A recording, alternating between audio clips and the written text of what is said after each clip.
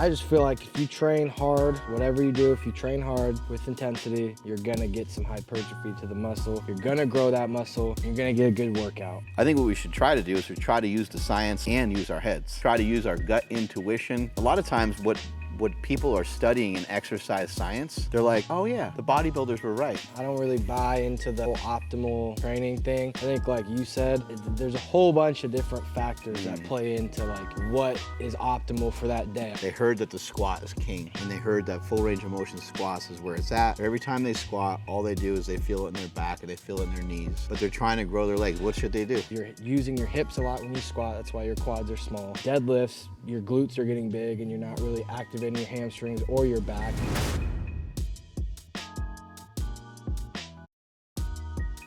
There's a lot of science, like a lot of information talking about, you know, full range of motion and X amount of sets, X amount of reps, and you hear these like optimal ranges, and it kind of seems like if you're not in those optimal ranges that you're not going to get big.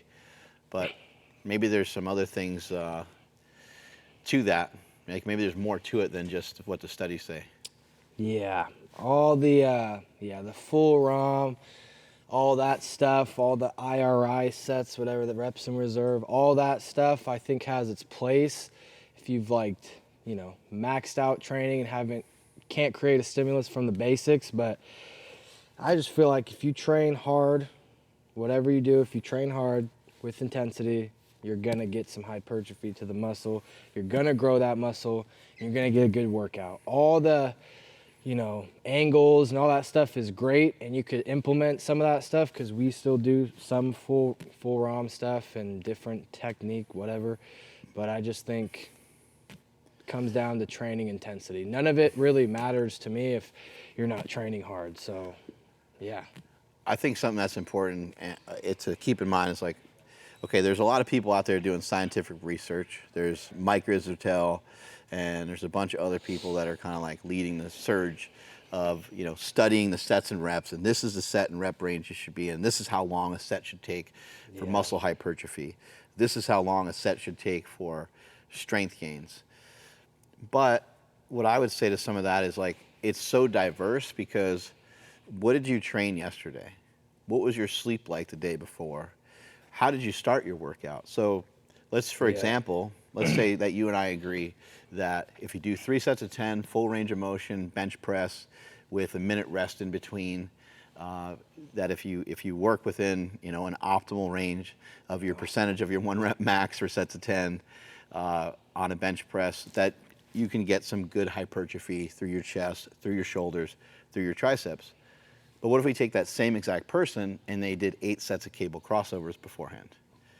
Or if they did kind of like a winning warm-up type of thing where they went and they did 4 sets of 25 of dumbbell flat bench.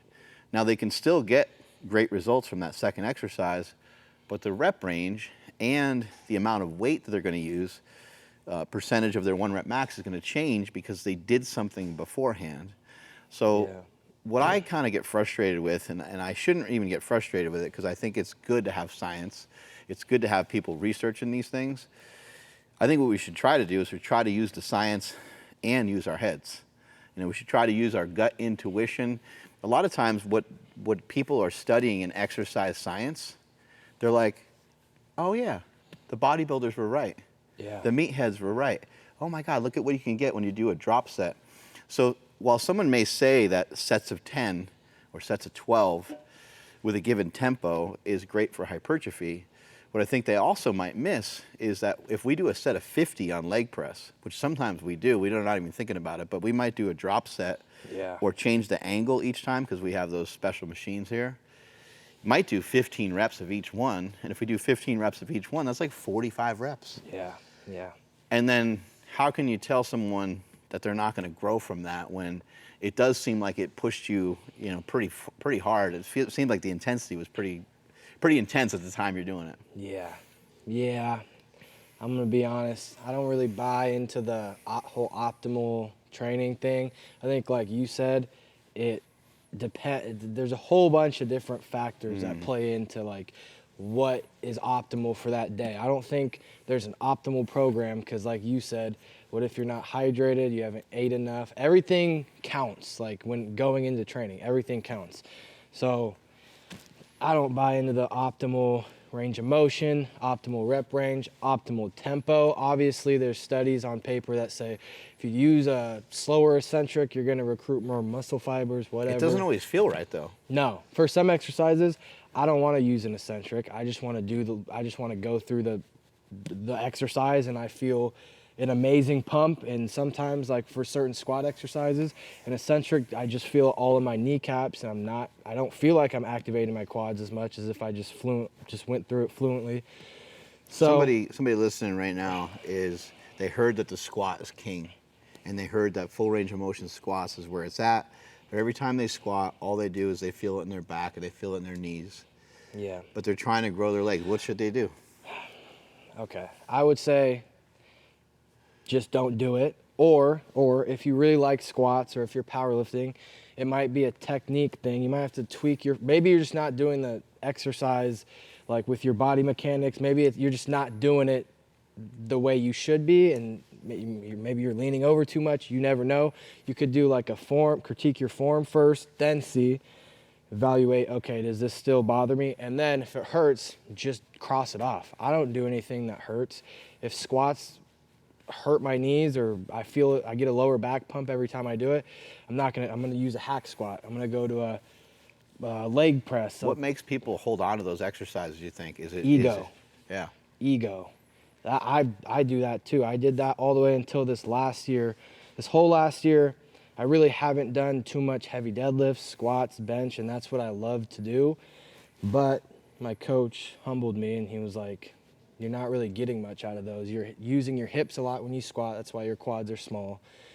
Deadlifts, your glutes are getting big, and you're not really activating your hamstrings or your back. Like you're getting like, just the risk to reward just wasn't there. So my ego was keeping me attached. I was emotionally attached to these movements that served me like no real benefit. So yeah, I think you need to drop the ego when you come into the gym, but it takes a while. It takes like time, because when you get into the gym, you're gonna like certain movements, you're gonna want to progress on them. But once you hit a certain point, if it doesn't match with what your goal is, you gotta drop the ego. So I think it's still a good idea, like you're saying, to like learn the movement. So he's saying like, just don't worry about it. And I couldn't agree more. I think that's amazing. Just let go of it. You know, seriously, like don't hold on to these movements that aren't serving you. Don't hold on to things in your life that aren't serving you. I know so many like really well-meaning people that are trying to get in good shape, and they spend pretty much 90% of their day doing pretty good. They eat pretty good, they train, they are getting outside, getting sunlight, they do all these things, but then 7 p.m., 8 p.m. rolls around, 9 p.m. rolls around, and they're kind of bored, they're watching some Netflix, and next thing you know, they're like eating ice cream or eating chips or whatever it might be. And I think that these things that don't serve us, these things that are self-sabotaging us, sometimes there's something so obvious like pizza, and sometimes it's something not so obvious of like a squat. You would think that a squat, you're like, this is a good movement. I've heard it from everybody. It's a good movement. But if it's hurting you and you feel like you don't know how to do it correctly, you might just need to take a step back for a little while. And it's hard to do that, because I remember when I was powerlifting, I used to tell guys all the time, like, man, my elbow really hurts. And I'd say, well, you've been benching twice a week, every single week. That's like 100 some odd times in a year, and you're benching pretty heavy. How about next week you just don't bench? And they're like, no, I couldn't do that. And I'm like, but if you took next week off of just benching and you did other exercises that still could serve your bench press, I'm not saying you can't work your chest at all. Let's do a workaround. If you take 1 week off, or maybe it might have to be 2 weeks, you'll be better, you'll be stronger, you'll be healed up, and when you come back, you're gonna be able to have a capacity to be stronger than you've ever been before. Yeah, I agree with that. Like, you told me like 2 years ago that there's no rules to the gym, and then that changed my whole perspective on like, why am I staying attached to these movements that, you know, if I walk in the gym and I'm doing squats and I'm warming up and I feel zero quad activation and everything hurts, like, why would I keep doing it? Kind of what we talked about with Jake, like, just there is a benefit to like mentally pushing yourself through. You gotta you know, figure out, are you just being a pussy, or are you really like, does it really hurt? And, you know, if you're in that spot, then I don't know. Mentally, I've pushed through a lot of things, but when I look back, I'm like, I wish, looking back, at the time I didn't think it was my ego, but looking back, I was like, that was definitely still my ego, and there was no reason to push that, because now I ran into a little tweak. But I do feel like after you told me that, I've avoided there's a lot of times I probably could have injured myself if I kept pushing, but just being able to like step back and just completely cross that off and move on to the next movement, I would say is going to help you avoid a lot of problems down the road for sure. I think a lot of people underestimate the powers of a meathead and the intelligence of a meathead. And you and I talked about it a little bit before, but there's a real level of intelligence and a level of genius. You played baseball for a long time, and there's some dudes in the outfield, they can just predict where the ball's going to bounce. Yeah. Like they see the ball hit and it ricochets a very particular way, whether it's off the dirt or off the grass, in accordance to when the grass was cut and all these different things. And a guy will just move his body a very certain way to not only capture the ball, but to be able to throw it as well. And there's a lot of genius inside the gym that we don't really recognize. Like to me, Jeremy Avila is a genius. Yeah. And somebody might think, oh, he's kind of a meathead, you know, he's always laughing and always telling jokes, and they might not think he's smart. Yeah. Somebody might think that of him, but I think the exact opposite. Somebody that has that ability, for some reason in his brain and his central nervous system, hopefully we can show some clips of Jeremy lifting in this video, because he's so explosive. It's like, how does someone recruit that amount of muscle fibers during a set?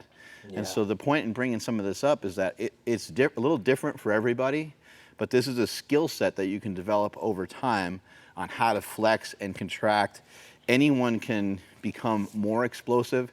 Of course, there's special athletes that just have this explosiveness or this crazy punching power that you hear about, or maybe they can throw a 95-mile-an-hour fastball. And I'm not saying that anyone can throw a 95-mile-an-hour fastball, but anyone can go from throwing a 40-mile-an-hour fastball to throwing a 45-mile-an-hour fastball. Like anyone can improve, and anyone can kind of figure out how to recruit more muscle fibers in a given movement when you practice it. Yeah, like the more I talk to people that have been at the top, super experienced with training in the gym, like you, Nsima, Jeremy, I just talked to Nsima's another genius. Yeah. Like he's so, like the way that he's able to flex and move his body in particular ways. I've never even really seen him do that much jiu-jitsu, but I can only imagine.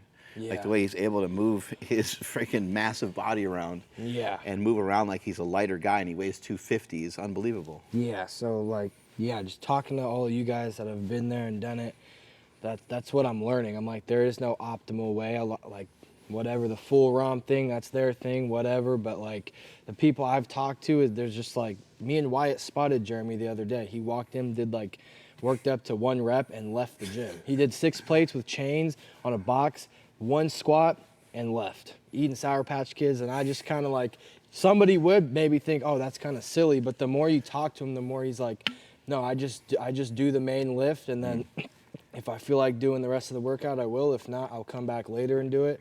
And just like going off feel for him is the biggest thing I got. So I'm like, yeah, there really is no. He's not afraid to work out like 3 times in a day. He'll do the main movement. He'll go Yeah. real heavy because he can kind of afford to, because he's a trainer and a coach. So Yeah. he's around the gym frequently. But that would be another thing. It's like, who's to say? Like, I guess we could like research it and like hook Jeremy up to machines and figure out like, oh, it'd be more optimal if he slept a little bit more, and it'd be more optimal if he trained a little different. But the guy deadlifts nearly 900 pounds. Yeah. So I think he figured out something that really works well for him. Yeah. So yeah, I don't know. I just feel like the whole optimal thing, at least like you, all these people, you've kind of told me like there's really there's no best. Mm-hmm. It's like just where the shoe fits at the time, wear it, and then if it doesn't, don't bother trying to wedge it in there. Just keep moving on, picking up different types of things and applying them, and if they work, keep them. If they don't try to make it optimal, because it's probably just not.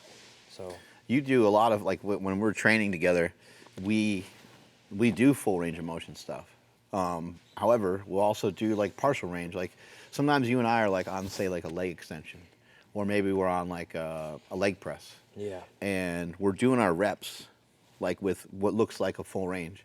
and then all of a sudden we'll like pause, and then we'll do like partials. Like today we were doing back attack, and I noticed on the back attack you did some where you stayed down low and you pumped some reps. But a lot of these things are just feel, right? Like a lot of these things are, Yeah. if you can find muscle tension somewhere, hang out there, because that is something that does matter.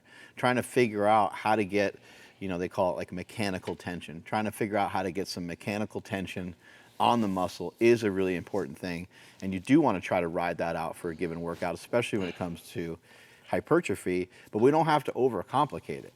Like, go and do something, and then maybe you're doing like a lateral raise, and you're doing your sets and your reps and stuff, and you find out that when you bring your hand here to here, there's not much mechanical tension.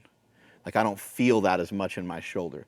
So now, instead of coming all the way down, I'm gonna pump some reps just in here, and now all of a sudden the shoulder's on fire. Maybe I'll hold a rep here for 5 seconds and then continue out that set. That's kind of the stuff that we're looking for most of the time, right? Yeah, because I'm like, I've been doing like a hack squat, and I do full range of motion, and then you tell me like, no, sit right here, and I'm sitting in like it's like half the range of motion I was doing originally, but it feels better. So I'm like, who's to say, like on paper, maybe coming all the way up, all the way down, recruits more, whatever, and you're gonna grow better. It But is like, more volume. Yeah, it's more work because you're moving the weight over a larger distance. right. Yeah. But for me, if I feel it more in that range you're telling me to sit in, I'm gonna bang out as many reps as I can right there, and I get just as good of a pump, just as good of a workout. So I'm like, with the full ROM stuff, a lot of it, I think, might be wrong, but a lot of it is like,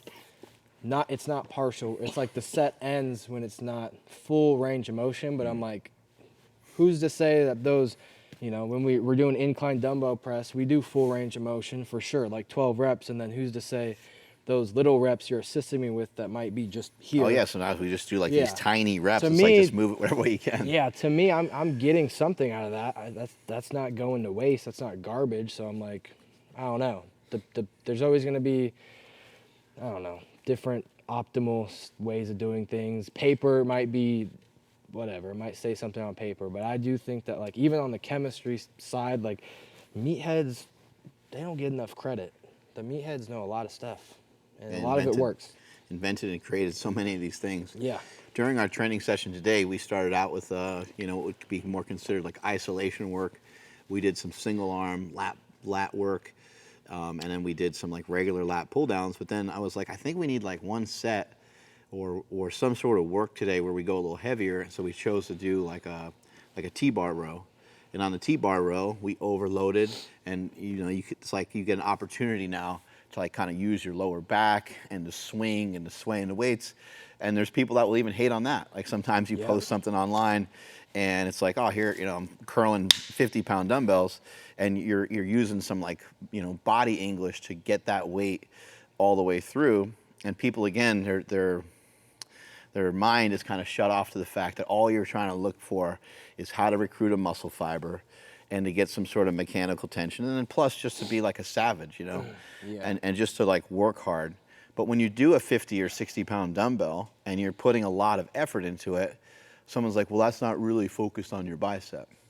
It's like, well, what's wrong with that? Yeah. Maybe that's working my lower back. Maybe it's working my abs. Maybe it's working, maybe I'm a fighter and I want to be able to throw uppercuts and hooks a little bit better. If I'm now incorporating my whole body into maneuvering these 50 or 60-pound dumbbells, I don't see how that's bad. I do understand the value of isolation, but it's like I can save isolation for a different movement or reduce the weight on that same exercise and work on isolation. Yeah. So I don't know. I think I don't buy into any of the optimal stuff, any of that. I've never been a fan of. Not to say it doesn't work, because I'm sure if Mr. Mike Israetel, Dr. Mike Israetel, came in and put us through a workout or something, I'm sure I would die. I would die. He knows how to annihilate. Yeah. But who's to say his method, somebody that's the opposite of him, maybe like an old school bodybuilder, would come in here, put us through the same workout with half reps, not going full ROM, he'd kill us too. So I'm like, it's both going to be good workouts that we're going to grow from. So I don't think either is optimal. I used to train at Gold's Gym in Venice, and there was one day where I had an opportunity to talk with Charles Glass, and I went over and had a little conversation with him. He goes, "Oh, I'll show you how to do that." And so he showed me how to do like a sissy squat. Well, when he was done showing me how to do a sissy squat with no weight, just my own body weight, I was like, I'm never going to talk to him ever again because that hurt so bad. Yeah. He completely smoked me, and it was with a really partial range of motion. It was like this tiny movement. And of course, I'm kidding. Like, I went to him for more like wisdom and more questions. Then I asked him another time, like on like this lat movement. I was like, how do I do this? It was the same thing. It wasn't lengthening the exercise. He wasn't like, oh, we're going to take this row that you're doing, and now you're going to move your arm from here all the way back here. It was like, no, we're going to actually just take your arm and get into position, lock your shoulder in, and now just force your shoulder and elbow towards the ground. Yeah. And he's like, hold and squeeze. And I was just like, rep 1, I'm like, my whole body starts shaking and trembling. And so from those shorter range of motions, you can get some really great activity, and you'd actually be surprised and shocked that it's interesting the way the muscle insertions work. They don't always work the way that you think, and even though I'm doing a partial range of motion, it might be kind of a full range of motion of that particular muscle, and in that case, it would be like the lat. Yeah, I don't buy into it. Optimal training, I don't know. I don't define optimal. I don't understand it, never have. I think experience, time in the gym, figuring out what works for you is gonna be the most optimal for whatever it is you're doing, so. Yeah, I think a lot of times when people are trying to figure out ways of optimizing, somebody like Kenny is kind of halfway around the block already with his ideas. He might be getting ahead while you're sitting there trying to write down the most optimal thing. And another thing on that topic is once you work on something that you feel is optimal, by the time you put it into practice, by the time you're actually doing it, the most optimal thing is usually the thing you're currently not doing. So it's kind of some real fuckery when it comes to lifting, is that like if you're like, oh man, I could use a little strength because I'm not as strong as I used to be. So you set yourself up in a strength training block. You do a strength training block for 6 weeks, 12 weeks, something like that. Then what happens? Then you go up a flight of stairs and you're like, I can't breathe. So the optimal thing, even when you're working on the optimal thing and trying to nail it down the most and the best, there's too many other capacities, there's too many other things to work on for you to ever even figure out what's ultimately optimal. So it has to, kind of go exactly towards your goals and things like that. So I'm in agreement. Let us know in the comments. Some of you probably disagree, and that's okay. We would love to hear from you, hear what you guys think about some of this. Take us on out of here, Kenny. All right. Anabolic activities on YouTube. Traps are looking pretty big, bro. Anabolic activities on it's just Instagram. a sweatshirt, I think. And it's a thermal I got from the liquor store, 5X. Anabolic activities You have on that all kind of money? socials. How much does that thing cost? A good old-fashioned 6 buckaroonies. $6. Dude, you can't be throwing around money like that. I know. But go to your local liquor store. You go watch the video. It'll explain. Anabolic activities, YouTube, Instagram, Kenny Williams on Instagram, Mark Smelly Bell on Instagram. Hey. Yeah, that's it. Stay optimal.